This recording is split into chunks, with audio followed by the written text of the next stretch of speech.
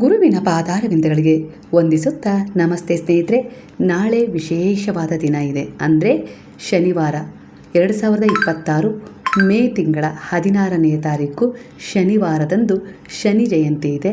ಹಾಗೆ ಈ ಅಮಾವಾಸ್ಯೆಯ ಅಂತ್ಯದೊಂದಿಗೆ ನಮಗೆ 17ನೇ ತಾರೀಕಿಂದ ನಾವು ಅಧಿಕ ಮಾಸದ ಪ್ರಾರಂಭವನ್ನು ಮಾಡ್ತಾ ಇದ್ದೀವಿ. ಹಾಗಾಗಿ ಇದು ನಮಗೆ ಒಂದು ಉತ್ತಮವಾದ ಕರ್ಮವನ್ನು ಮಾಡಲಿಕ್ಕೆ ಒಂದು ಪ್ರಾರಂಭವನ್ನು ಮಾಡಿಕೊಟ್ಟಿದೆ ಈ ಜ್ಯೇಷ್ಠ ಮಾಸದ ಅಮಾವಾಸ್ಯೆ.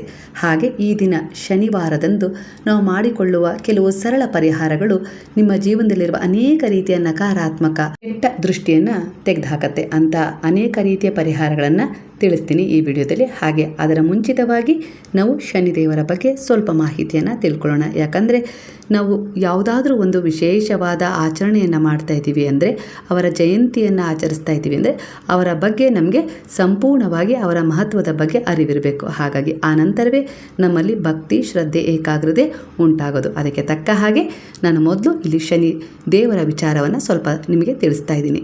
ಶನಿ ಜಯಂತಿ ಎನ್ನುವುದು ಕೇವಲ ಒಂದು ಹಬ್ಬವಲ್ಲ ಸ್ನೇಹಿತರೆ, ಅದು ಕರ್ಮದ ನ್ಯಾಯ ದೇವರಾದ ಶನಿದೇವರ ಕೃಪೆಯನ್ನು ಪಡೆಯುವ ಅಪರೂಪದ ದೈವಿಕ ಸಮಯ ದಿನ ಅಂತಲೂ ಕೂಡ ಹೇಳ್ಬೋದು. ಪುರಾಣಗಳ ಪ್ರಕಾರ ಶನಿದೇವರು ಸೂರ್ಯದೇವ ಮತ್ತು ಛಾಯಾದೇವಿಯ ಪುತ್ರ. ಅವರು ನ್ಯಾಯದ ಪ್ರತೀಕ, ಮನುಷ್ಯನು ಮಾಡಿದ ಕರ್ಮಕ್ಕೆ ತಕ್ಕ ಫಲವನ್ನು ನೀಡುವ ದೇವತೆ ಅಂತ ಹೇಳಿ ನಾವು ಶನಿದೇವರನ್ನು ಪೂಜಿಸುತ್ತೀವಿ ಅಲ್ವಾ. ಯಾರ ಮೇಲೂ ಅನ್ಯಾಯ ಮಾಡದೆ ಒಳ್ಳೆಯ ಕರ್ಮ ಮಾಡಿದವರಿಗೆ ಶನಿದೇವರು ಅಪಾರವಾದ ಏಳಿಗೆ, ಗೌರವ ಮತ್ತು ಸ್ಥಿರವಾದ ಯಶಸ್ಸನ್ನು ಕೊಡ್ತಾರೆ. ಶನಿದೇವರು ಅಂದರೆ ಕೇವಲ ಶಿಕ್ಷೆ ಕೊಡೋರಲ್ಲ, ಶಿಕ್ಷಣ ಕೊಡೋರು. ನಿನ್ನ ಕರ್ಮವನ್ನು ಶುದ್ಧ ಮಾಡ್ಕೋ, ಅದಕ್ಕೆ ತಕ್ಕ ಹಾಗೆ ಪ್ರತಿಫಲವನ್ನು ಹೇರಳವಾಗಿ ನಾನು ಸಂಪತ್ತಿನ ರೂಪದಲ್ಲಿ, ಅಭಿವೃದ್ಧಿಯ ರೂಪದಲ್ಲಿ, ಆರೋಗ್ಯ ರೂಪದಲ್ಲಿ ಕೊಡ್ತೀನಿ ಅಂತ ಹೇಳಿ ವರವನ್ನು ಕೊಡ್ತಾರೆ. ಆದರೆ ಅಹಂಕಾರ, ಅಧರ್ಮ ಮತ್ತು ತಪ್ಪು ಕೆಟ್ಟ ಕರ್ಮವನ್ನು ಮಾಡಿದವರಿಗೆ ಜೀವನದ ಪಾಠವನ್ನು ಕಷ್ಟಗಳ ಮೂಲಕ ಕಲಿಸ್ತಾರೆ. ಈ ವರ್ಷ ಬಂದಿರುವ ಶನಿ ಜಯಂತಿಯ ವಿಶೇಷ ಏನಪ್ಪ ಅಂದರೆ, ಇದು ಅಮಾವಾಸ್ಯೆಯ ದಿನ ಬಂದಿರುವುದು. ಅಮಾವಾಸ್ಯೆ ಸ್ವತಃ ಪಿತೃಶಕ್ತಿ, ಕರ್ಮಶುದ್ಧಿ ಮತ್ತು ಆತ್ಮಶುದ್ಧಿಯ ದಿನ ಅಂತ ಹೇಳಿ ಪರಿಗಣಿಸಲಾಗತ್ತಲ್ವ. ಅದೇ ದಿನ ಶನಿ ಜಯಂತಿ ಬಂದರೆ ಅದರ ಆಧ್ಯಾತ್ಮಿಕ ಶಕ್ತಿ ಅನೇಕ ಪಟ್ಟು ಹೆಚ್ಚಾಗತ್ತೆ. ಒಂದು 17 ವರ್ಷಗಳ ನಂತರ ಇಂತಹ ಒಂದು ಸಂಯೋಗ ಬಂದಿದೆ. ಅದರಿಂದ ಈ ದಿನ ಮಾಡಿದ ಶನಿ ಪೂಜೆ, ತೈಲಾಭಿಷೇಕ, ದಾನ ಮತ್ತು ನಾಮಸ್ಮರಣೆ ವಿಶೇಷ ಫಲವನ್ನು ತಂದುಕೊಡುತ್ತೆ ಸ್ನೇಹಿತರೆ. ಹಾಗಾಗಿ ಪುರಾಣಗಳಲ್ಲಿ ಶನಿದೇವರ ಬಗ್ಗೆ ಒಂದು ಮಹತ್ವದ ಸಂದೇಶ ಕೂಡ ಇದೆ. ಶನಿ ಕೋಪಿಸಿದರೆ ಜೀವನ ಪರೀಕ್ಷೆಯಾಗತ್ತಂತೆ, ಶನಿ ಪ್ರಸನ್ನರಾದರೆ ಜೀವನವೇ ಬದಲಾಗತ್ತಂತೆ. ಅದಕ್ಕಾಗಿ ಈ ದಿನ ಶನಿದೇವರ ಅನುಗ್ರಹಕ್ಕಾಗಿ ಕೆಲ ಪರಿಹಾರದ ಪೂಜೆಗಳನ್ನು ಮಾಡುವುದು ಅತ್ಯಂತ ಶುಭಕರ. ಆದರೆ ಅದಕ್ಕಿಂತ ಮುಖ್ಯ ಉದ್ದೇಶ ಏನಪ್ಪ ಅಂದರೆ, ನಮ್ಮ ಕರ್ಮಗಳ ಉದ್ದೇಶ ಚೆನ್ನಾಗಿರಬೇಕು. ಯಾಕಂದರೆ ನಾವು ನಮ್ಮ ಕರ್ಮಗಳ ಉದ್ದೇಶವನ್ನು ಚೆನ್ನಾಗಿಟ್ಕೊಂಡು ಅದ್ರ ಜೊತೆ ಶನಿದೇವರ ಒಂದು ಪೂಜೆಯನ್ನು, ವ್ರತವನ್ನು, ಹಾಗೆ ಸಂಕಲ್ಪದ ರೂಪದಲ್ಲಿ ಯಾವುದಾದ್ರೂ ದಾನವನ್ನು ಮಾಡಿದಾಗ, ನಾವು ಪಿತೃತರ್ಪಣವನ್ನು ಕೊಟ್ಟಾಗ ಅದರದ್ದೇ ಆದ ಫಲ ನಮಗೆ ಸಿಗುತ್ತೆ. ಹಾಗಾಗಿ ನೀವು ಶನಿವಾರದ ದಿನ 16ನೇ ತಾರೀಕು, ಮೇ 16ನೇ ತಾರೀಕು ಶನಿವಾರದ ದಿನ ಬೆಳಗ್ಗೆ ಬೇಗನೆ ಎದ್ದು ಸ್ನಾನ ಮಾಡಿಕೊಂಡು ಸ್ವಲ್ಪ ಸ್ನಾನದ ನೀರಿಗೆ ಕಪ್ಪು ಬಣ್ಣದ ಎಳ್ಳನ್ನು ಮಿಶ್ರಣ ಮಾಡಿಕೊಂಡು ಸ್ನಾನ ಮಾಡ್ಕೊಳ್ಳಿ. ತಲೆ ಸ್ನಾನ ಮಾಡ್ಕೊಳ್ಬೇಕು. ಪುಣ್ಯ ಸ್ನಾನವನ್ನು ಮಾಡಿಕೊಂಡು ನೀವು ಸ್ವಲ್ಪ ನೀಲಿ ಬಣ್ಣದ ವಸ್ತ್ರವನ್ನು ಧರಿಸಿದರೆ ಅತ್ಯಂತ ಶ್ರೇಷ್ಠ, ಒಳ್ಳೆಯದು. ಇದ್ದರೆ ಅಂದರೆ ನೀವು ಬಟ್ಟೆ ಧರಿಸೋದ್ರಲ್ಲಿ ಸ್ವಲ್ಪ ನೀಲಿ ಬಣ್ಣ ಇದ್ದರೆ ತುಂಬ ಒಳ್ಳೆಯದು. ಹಾಗೆ ಶುದ್ಧವಾದ ಒಂದು ಬಟ್ಟೆ ಆಗಿರಬೇಕು, ಅಂದರೆ ತೊಳೆದು ಶುದ್ಧವಾಗಿ ಮಡಿಯಲ್ಲಿರುವ ಬಟ್ಟೆಯನ್ನೇ ನೀವು ಧರಿಸಬೇಕು. ಹಾಗೆ ಈ ದಿನ ಸಾಧ್ಯವಾದರೆ ಆಂಜನೇಯ ಸ್ವಾಮಿ ದೇವಸ್ಥಾನಕ್ಕೆ ಹೋಗಬೇಕು. ಹಾಗೆ ನೀವು ಅಶ್ವತ್ಥ ವೃಕ್ಷಕ್ಕೆ ನೀರನ್ನು ಅರ್ಪಿಸಿ. ಯಾಕಂದರೆ ಈ ದಿನ ಶನಿವಾರ ದಿನ ಆಗಿರೋದ್ರಿಂದ ಶನಿವಾರದ ದಿನ ಲಕ್ಷ್ಮೀನಾರಾಯಣರ ವಾಸ ಆ ಮರದಲ್ಲಿ ಇರುತ್ತೆ. ಹಾಗಾಗಿ ಈ ದಿನ ಅವರ ಕೃಪೆ ಬೇಕು. ಹಣದ ವಿಚಾರದಲ್ಲಿ ಅನೇಕ ರೀತಿಯ ಸಮಸ್ಯೆಗಳಿದ್ದಾವೆ, ಅದರಲ್ಲಿ ಪರಿಹಾರ ಬೇಕು ಅಂದರೆ ಖಂಡಿತ ನೀವು ಈ ದಿನ ಅಶ್ವತ್ಥ ವೃಕ್ಷಕ್ಕೆ ಹೋಗಿ ನೀರನ್ನು ಅರ್ಪಿಸಿ 7 ಸುತ್ತು ಪ್ರದಕ್ಷಿಣೆಯನ್ನು ಹಾಕಿದರೆ ಅತ್ಯಂತ ಶುಭಕರ ಆಗುತ್ತೆ. ನಾವು ಹೇಗೆ ಪೂಜೆ ಮಾಡಬೇಕು ಅನ್ನೋದು ಕೆಲವರಿಗೆ ಅರ್ಥ ಆಗೋದಿಲ್ಲ. ಸರಳವಾಗಿ ಶುದ್ಧವಾದ ನೀರನ್ನು ತಗೊಳ್ಳಿ, ಹಾಗೆ ಇಷ್ಟವಾದ ಹೂಗಳನ್ನು ತಗೊಳ್ಳಿ, ಇಷ್ಟವಾದ ನೈವೇದ್ಯವನ್ನು ಮಾಡ್ಕೊಳ್ಳಿ, ಧೂಪ ದೀಪ ಎಲ್ಲ ತಗೊಳ್ಳಿ. ತುಪ್ಪದ ಬತ್ತಿಯನ್ನಾದರೂ ಬೆಳಗ್ಬೋದು, ಕೊಬ್ಬರಿ ಎಣ್ಣೆಯನ್ನು ಅಲ್ಲಿ ದೀಪವನ್ನಾದರೂ ಬೆಳಗಿಸ್ಕೊಳ್ಬೋದು. ನೀವು ಈ ರೀತಿಯಾಗಿ ನೀವು ಆ ಮರದ ಬಳಿ ಹೋಗಿ ಬೆಳಗ್ಗೆ ಮನೆಯಲ್ಲಿ ಸ್ನಾನ, ಮನೆ ಶುದ್ಧ ಮಾಡ್ಕೊಳ್ಳೋದು, ಮನೆ ಪೂಜೆ ಎಲ್ಲ ಮಾಡಿ ನಂತರ ನೀವು ಅರಳಿ ಮರಕ್ಕೆ ಹೋಗಿ, ಅಶ್ವತ್ಥ ವೃಕ್ಷಕ್ಕೆ ಹೋಗಿ, ಅರಳಿ ಮರ ಅಶ್ವತ್ಥ ವೃಕ್ಷ ಎರಡೂ ಒಂದೇ, ಹೋಗಿ ಅಲ್ಲಿ ನೀರನ್ನು ಆ ಗಿಡಕ್ಕೆ ಅಂದರೆ ಅಶ್ವತ್ಥ ವೃಕ್ಷಕ್ಕೆ ಸಮರ್ಪಣೆ ಮಾಡಿ ನಂತರ ಅರಿಶಿನ, ಕುಂಕುಮ, ಗಂಧ, ಹೂವು, ಧೂಪ, ದೀಪ, ನೈವೇದ್ಯ ಎಲ್ಲವನ್ನು ಕೊಟ್ಟು 7 ಪ್ರದಕ್ಷಿಣೆಯನ್ನು ಹಾಕಿ ನಿಮ್ಮ ಮನದಲ್ಲಿರುವ ಎಲ್ಲ ರೀತಿಯ ಕಷ್ಟ, ದುಃಖ, ಸಮಸ್ಯೆಗಳನ್ನು ಹೇಳಿಕೊಂಡು ಹಿಂದಿರುಗಿ ನೋಡದೆ ಬರಬೇಕು. ಯಾಕಂದರೆ ಹಿಂದಿರುಗಿ ನೋಡಿದರೆ ನೀವು ಪೂಜೆ ಮಾಡಿದ್ದು ಮತ್ತೆ ನೀವೇನು ಅಲ್ಲಿ ಕಷ್ಟ, ದುಃಖ, ಸಮಸ್ಯೆಗಳನ್ನು ಬಿಟ್ಟಿರ್ತೀರಲ್ಲ ಅದು ಮತ್ತೆ ನಿಮ್ಮ ಬಳಿ ಬರುತ್ತೆ. ಹಾಗಾಗಿ ಆ ರೀತಿ ನೋಡಬೇಡಿ. ಒಂದು ಸರಿ ನೀವು ಪೂಜೆ ಎಲ್ಲ ಮುಗಿಸ್ಕೊಂಡ್ರಿ ಅಂದರೆ ಹಿಂತಿರುಗಿ ನೋಡದೆ ಬರಬೇಕು. ತುಪ್ಪದ ದೀಪ ಹಾಗೆ ಎಳ್ಳೆಣ್ಣೆ ದೀಪ ಕೂಡ ನೀವು ಬೆಳಗಿಸ್ಬೋದು ಈ ದಿನ. ಇವೆರಡು ಆಗಲಿಲ್ಲ ಅಂದರೆ ಕೊಬ್ಬರೆಣ್ಣೆ ದೀಪವನ್ನು ಕೂಡ ಬೆಳಗಿಸ್ಬೋದು. ಹಾಗೆ ಕಪ್ಪು ಎಳ್ಳು, ಕಪ್ಪು ಬಟ್ಟೆ, ಉದ್ದಿನ ಬೇಳೆ ಹಾಗೆ ಎಣ್ಣೆ ಹಾಗೆ ಆಹಾರವನ್ನು ಬಡವರಿಗೆ ದಾನ ಮಾಡಿದರೆ ಅತ್ಯಂತ ಒಳ್ಳೆಯದು. ಶನಿ ದೋಷಗಳು ಕಡಿಮೆ ಆಗ್ತವೆ. ಅಂದರೆ ಒಳ್ಳೆಯ ಉದ್ದೇಶವನ್ನು ಇಟ್ಕೊಂಡು ಮಾಡಿದ ಸೇವೆಗೆ ಖಂಡಿತ ಶನಿದೇವರು ನಿಮಗೆ ಪ್ರಸನ್ನತೆಯನ್ನು ಕೊಡುವುದರ ಮೂಲಕ ನಿಮ್ಮ ಜೀವನದಲ್ಲಿ ಅನೇಕ ರೀತಿ ಇರುವ ಸಮಸ್ಯೆಗಳಿಗೆ ಪರಿಹಾರವನ್ನು ಕೊಡ್ತಾರೆ. ಹಾಗೆ ಈ ದಿನ ಓಂ ಶಂ ಶನೇಶ್ಚರಾಯ ನಮಃ ಅನ್ನುವ ಮಂತ್ರವನ್ನು 108 ಬಾರಿ ಆಗಿರ್ಬೋದು, ಇಲ್ಲ 7 ಬಾರಿ ಆಗಿರ್ಬೋದು, ಹೇಳ್ತಾನೆ ನೀವು ಪ್ರದಕ್ಷಿಣೆ ಮಾಡಿದರೆ ಇನ್ನೂ ಒಳ್ಳೆಯದು.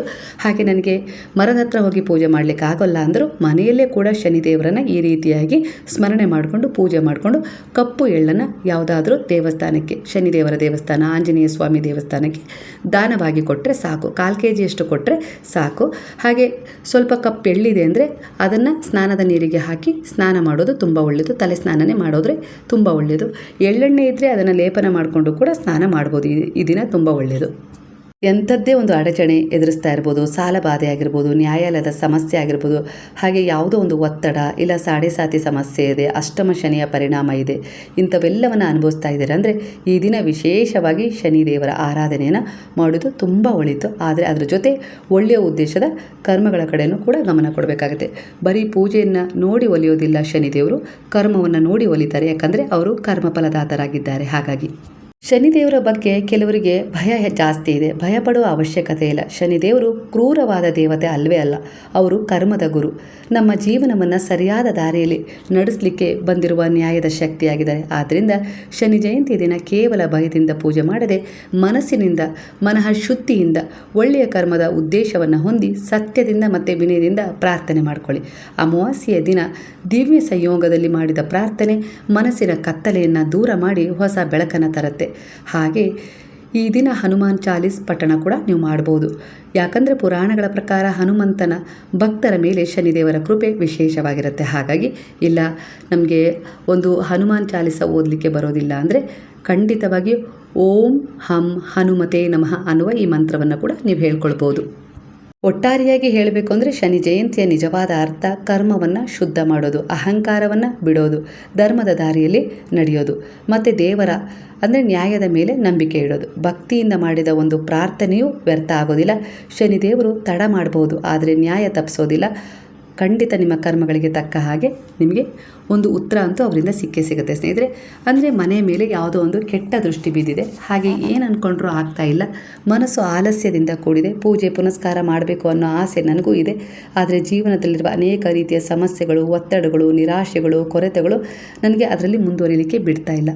ಇದೂ ಕೂಡ ಒಂದು ಕರ್ಮದ ಭಾಗವೇ ಆಗಿರುತ್ತೆ. ಹಾಗಾಗಿ ಈ ದಿನ ನಿಮ್ಮ ಮನೆಯಲ್ಲಿ ಯಾವುದಾದ್ರೂ ಒಂದು ನೆಗೆಟಿವ್ ಎನರ್ಜಿ ಇದೆ, ಅದನ್ನು ಹೊರಗೆ ಹಾಕಬೇಕು. ಯಾರೋ ಬಂದು ಹೋದ್ಮೇಲೆಲ್ಲ ನಮಗೆ ಈ ರೀತಿ ನೋವಾಗುತ್ತೆ, ಸಮಸ್ಯೆ ಆಗುತ್ತೆ, ಮನೆಯಲ್ಲಿ ಜಗಳ ಆಗುತ್ತೆ, ಕಿರಿಕಿರಿ ಆಗುತ್ತೆ. ಆ ಒಂದು ನೆಗೆಟಿವ್ ಎನರ್ಜಿನ ಮನೆಯಿಂದ ಹೊರಗೆ ಹಾಕಬೇಕು ಅನ್ನೋದು ನಿಮ್ಮ ಅಭಿಪ್ರಾಯ ಆಗಿದೆ. ಯಾಕಂದರೆ ನಿಮ್ಮ ದೇಹವನ್ನು ಹೇಗೆ ಶುದ್ಧವಾಗಿಟ್ಕೊಳ್ತಿರೋ ಸ್ನಾನ ಮಾಡಿ, ಅದೇ ರೀತಿ ಮನೆಯನ್ನು ಕೂಡ ಆಗಾಗ ಕೆಲವು ಪರಿಹಾರಗಳನ್ನು ಮಾಡುವ ಮೂಲಕ ಶುದ್ಧವಾಗಿಸ್ಕೊಳ್ಬೇಕು. ಹಾಗಾಗಿ ಈ ದಿನ ಸ್ವಲ್ಪ ಕಪ್ಪು ಎಳ್ಳು, ಸ್ವಲ್ಪ ಕಪ್ಪು ಸಾಸಿವೆ ಹಾಗೆ ಹಳದಿ ಬಣ್ಣದ ಸಾಸಿವೆಯನ್ನು ತಗೊಂಡು ನಿಮ್ಮ ಮನೆಯ ಮೂಲೆ ಮೂಲೆಗೂ ಹಾಕಿಡಿ. ನೀವು ಬೆಳಗ್ಗೆಯಿಂದ ಅದನ್ನು ಸಂಜೆ ಒಳಗೆ ಯಾವಾಗಾದರೂ ಹಾಕಿ ಇಡ್ಬೋದು, ಪರವಾಗಿಲ್ಲ, ನಡೆಯುತ್ತೆ. ಹಾಗೆ ಈ ದಿನ ಮಾಡಿದ ಒಂದು ಈ ಥರ ಒಂದು ಪರಿಹಾರ ಏನಿರುತ್ತಲ್ಲ, ಒಂದು ಮೂಲೆ ಮೂಲೆಗೆ ಅಂದರೆ ಎಲ್ಲ ಕೋಣೆಗಳ ಮೂಲೆ ಮೂಲೆಗೆ ಒಂದು 4 ಕಾಳು ಹಾಕಬೇಕು. ಬೆಳಗ್ಗೆ ಹಾಕಿದರೆ ಸಂಜೆ ಕಸ ಗುಡಿಸ್ತಿರಲ್ಲ, ಆ ಸಮಯದಲ್ಲಿ ಅದನ್ನೆಲ್ಲ ಗುಡಿಸಿ ಯಾವುದಾದ್ರೂ ಯಾರೂ ತುಳಿದೇ ಇರೋ ಜಾಗಕ್ಕೆ ಹಾಕಿಬಿಡಿ. ಮನೆಯಲ್ಲಿರುವ ಎಲ್ಲ ರೀತಿಯ ನೆಗೆಟಿವಿಟಿ ಆಗಿರ್ಬೋದು, ಜಗಳ ಆಗಿರ್ಬೋದು, ವೈಮನಸ್ಸಾಗಿರ್ಬೋದು, ಎಂಥದ್ದೇ ಒಂದು ದೃಷ್ಟಿದೋಷ ನಿಮ್ಮ ಮೇಲೆ ಇದ್ರೂ ಕೂಡ ಅದು ಕೂಡ ಆ ಒಂದು ವಸ್ತುಗಳ ಮೂಲಕ ಮನೆಯಿಂದ ಹೊರ ಹೋಗುತ್ತೆ. ಅಷ್ಟೊಂದು ನಿಮ್ಮನ್ನು ಶುದ್ಧಿ ಮಾಡುತ್ತೆ. ನೀವು ಶನಿವಾರ ರಾತ್ರಿ ಕೂಡ ಹಾಕಿಡ್ಬೋದು. ನಿಮ್ಮ ಮನೆಯ ಎಲ್ಲ ಮೂಲೆಗಳಲ್ಲೂ ಸ್ವಲ್ಪ ಸ್ವಲ್ಪ 4 ಕಾಳುಗಳಲ್ಲಿ ಎಲ್ಲ ಕಡೆ ನೀವು ಆ 3 ಕಾಳುಗಳನ್ನು ಮಿಕ್ಸ್ ಮಾಡಿ, ಎಳ್ಳು, ಕಪ್ಪು ಸಾಸಿವೆ ಹಾಗೆ ಹಳದಿ ಬಣ್ಣದ ಸಾಸಿವೆಯನ್ನು ತಗೊಂಡು 3 ಮಿಶ್ರಣ ಮಾಡಿ ಒಂದು 10-5 ಕಾಳಷ್ಟು ಎಲ್ಲ ಮೂಲೆಗಳಿಗೂ ಹಾಕಿ ರಾತ್ರಿ ಎಲ್ಲ ರೀತಿಯ ನೆಗೆಟಿವ್ ಎನರ್ಜಿನ ಇದು ಹೀರ್ಕೊಳ್ತದೆ ಅನ್ನೋ ರೀತಿಯಲ್ಲಿ ಒಂದು ನಮಸ್ಕಾರ ಮಾಡಿಕೊಂಡು ನೀವು ಅದಕ್ಕೆ ಅಂದರೆ ಒಂದು ಎನರ್ಜಿಗೆ ಹೇಳಿ ಮಲಗೋ ರೀತಿಯಲ್ಲಿ ನೀವು ಅದನ್ನು ಅನ್ನೋದನ್ನು ನಂಬಿಕೆ ಇಟ್ಟು ಮಲ್ಕೊಳ್ಬೇಕು. ನಂತರ ಬೆಳಗ್ಗೆ ನೀವು ಕಸ ಗುಡಿಸುವಾಗ ಅದನ್ನೆಲ್ಲ ಗುಡಿಸಿ ಮನೆಯಿಂದ ಹೊರಗಡೆ ಹಾಕಬೇಕು. ಈ ರೀತಿ ಪರಿಹಾರ ಇರುತ್ತೆ, ಮಾಡ್ಕೊಳ್ಳಿ. ತುಂಬ ಅದ್ಭುತವಾದ ಪರಿಹಾರ. ಇದನ್ನು ಯಾವಾಗ ಬೇಕಾದರೂ ಮಾಡ್ಕೊಳ್ಬೋದು. ಅಮಾವಾಸ್ಯೆ ಹುಣ್ಣಿಮೆಗೆ ನಾನು ಈ ರೀತಿ ಅಮಾವಾಸ್ಯೆ ಹುಣ್ಣಿಮೆಗೆ ಮಾಡ್ತಾನೆ ಇರ್ತೀನಿ. ಆದರೆ ಶನಿ ಜಯಂತಿ ಬಂದಿದೆ, ಹಾಗೆ ಇವತ್ತು ಜ್ಯೇಷ್ಠ ಮಾಸದ ಅಮಾವಾಸ್ಯೆ ಕೂಡ ಇರೋದ್ರಿಂದ ಇವತ್ತಿನ ದಿನ ಮಾಡಿಕೊಂಡ್ರೆ ಇನ್ನೂ ಶ್ರೇಷ್ಠ ಫಲ ಸಿಗುತ್ತೆ. ಯಾಕಂದರೆ ಅಂಥದ್ದೇ ಒಂದು ವಿಶೇಷವಾದ ದಿನಗಳು ಕೆಲವು ಬಾರಿ ನಮಗೆ ಸಿಕ್ಬಿಡ್ತವೆ. ಆ ಪರಿಹಾರ ಆ ಸಮಯದಲ್ಲಿ ಮಾಡಿಕೊಂಡ್ರೆ ಇನ್ನಷ್ಟು ಪ್ರಭಾವಶಾಲಿಯಾಗಿ ಕಾರ್ಯನಿರ್ವಹಿಸುತ್ತೆ. ಹಾಗಾಗಿ ಈ ಒಂದು ಪರಿಹಾರವನ್ನು ನಿಮಗೆ ತಿಳಿಸ್ತಾ ಇದ್ದೀನಿ. ಅನೇಕ ಜನರು ಕೇಳ್ತಾ ಇರ್ತೀರ, ಏನಾದರೂ ಒಂದು ಮನೆಯಲ್ಲಿರುವ ಒಂದು ನಕಾರಾತ್ಮಕತೆಯನ್ನು ಹೋಗಲಾಡಿಸ್ಕೊಳ್ಳೋಕ್ಕೆ ಏನಾದರೂ ಪರಿಹಾರ ಇದ್ದರೆ ಹೇಳಿ ಅಂತೇಳಿ. ಹಾಗಾಗಿ ಈ ಪರಿಹಾರವನ್ನು ಸೂಚಿಸಿದ್ದೀನಿ ಸ್ನೇಹಿತರೆ. ಈ ರೀತಿ ಮಾಡ್ಕೊಳ್ಳಿ. ಯಥಾಭಕ್ತಿ, ಯಥಾಶ್ರದ್ಧೆ, ಯಥಾಯೋಗ್ಯತೆ ಅನುಸಾರವಾಗಿ ಪೂಜೆ ಮಾಡ್ಕೊಳ್ಳಿ. ಹಾಗೆ ಶನಿದೇವರ ಮಂದಿರಕ್ಕೆ ಹೋಗಿ ಕಪ್ಪು ಎಳ್ಳನ್ನು ದಾನವಾಗಿ ಕೊಡಿ, ಹಾಗೆ ಬೆಲ್ಲವನ್ನು ದಾನವಾಗಿ ಕೊಡಿ.